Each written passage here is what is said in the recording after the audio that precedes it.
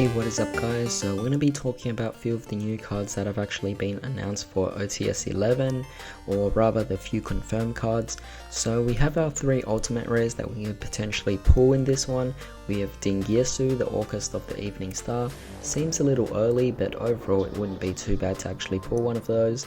We also have Sky Striker Ace Kaina, which kind of makes sense. They will all eventually have an ultimate rare version of it. It's just that Kaina isn't particularly the best of the Sky Striker Link monsters. But thirdly, we have Pot of Desires, a very interesting choice for what they've chosen here. It's a very old card, and you'd think maybe that card would receive a ultimate print a long time ago, but instead it gets it now, which is odd. You know, I think rather Pot of Extravagance might get it instead because of how expensive it is as a secret. But with Desires, definitely going to be very interesting to see. Hopefully I can get myself a playset of Desires here. For the super rare cards, we have Fortune Lady Light, which is very cool because these are Fortune Ladies, not the Fortune Fairies that are newly announced. So I like to see that there's definitely cool reprints here as well in this set. We also get Subterra Nemesis Archer, a very good card that's also in, I guess most people want to play in their Subterra decks. We have Altergeist Kunkuri, a good bump from common. We have Orcus Harp Horror, Orcus Nightmare, Aloof Lupine, all cards that are just commons and get a boost up, except for Harp Horror, which is a rare. But even so, I think getting a super rare reprint is definitely quite nice for these. Same thing applies for Salamangreat Violet Chimera, from a rare to a super, very nice. Fortune's Future and Metaverse, again, Fortune's Future is a reprint for Fortune Lady archetype, so very nice there. And Metaverse, you know, it's a card that people play. It was surprising to see that it was a rare to begin with, then a common as a reprint later on.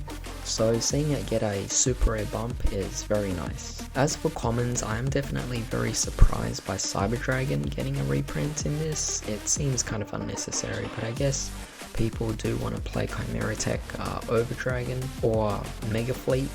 Seems like a proper card that most people would play, so I guess Cyber Dragon's alright, but it's already received so many common reprints. We also have Boot Up Soldier, Dread Dynamo, very odd choice to actually see that, so yeah, I'm actually going to look that up quickly. Alright, so this card's actually a card just to support gadgets, definitely a very weird card to actually incorporate into this.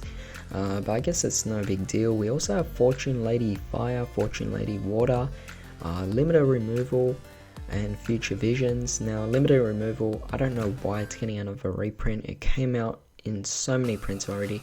I think the latest one was in Ancient Millennium, but I guess it's to support the actual gadgets that they're actually printing out. So Cyber Dragon and Boot Up Soldier is to support gadgets apparently. As for Fortune Lady Fire, Water, and Future Visions, again just more reprints for the Fortune Lady archetypes, so definitely very nice.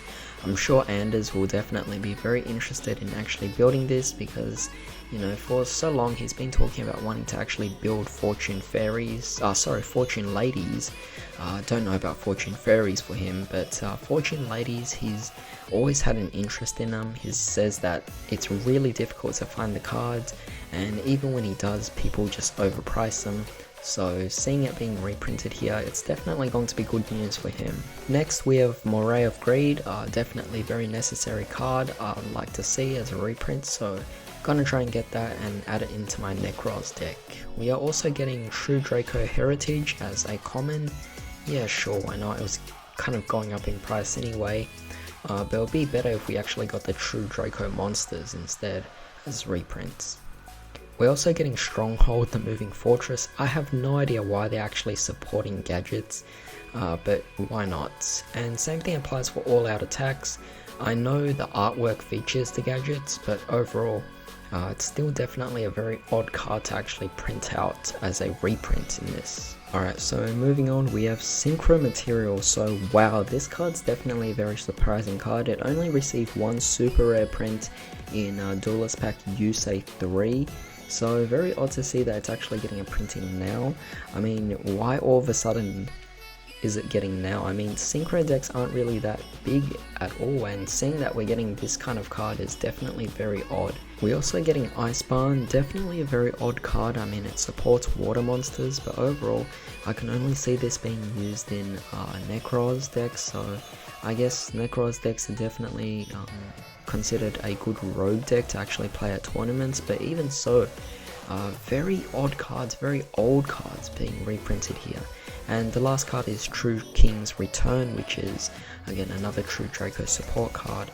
But yeah, this is definitely going to be a really interesting set to see, because a lot of really old cards that I would not expect is actually being reprinted. I mean, Fortune Ladies, Gadget support, Synchro support, just a lot of weird cards like Synchro Material, Icebarn, just stuff I really wouldn't expect at all. But again, we're also getting some really good super rares like Subterra Nemesis Archer, Fortune Lady Light is a good one as well, Harp Horror, Kunkari, August Nightmare, Aloof Lupine, which is going to be very nice as well. Just a lot of good variety of cards here, but even so, definitely some things are going to be really odd. But of course, tell me what you guys actually think about this. In the meantime, I hope you guys have a great day. I'll see you next time.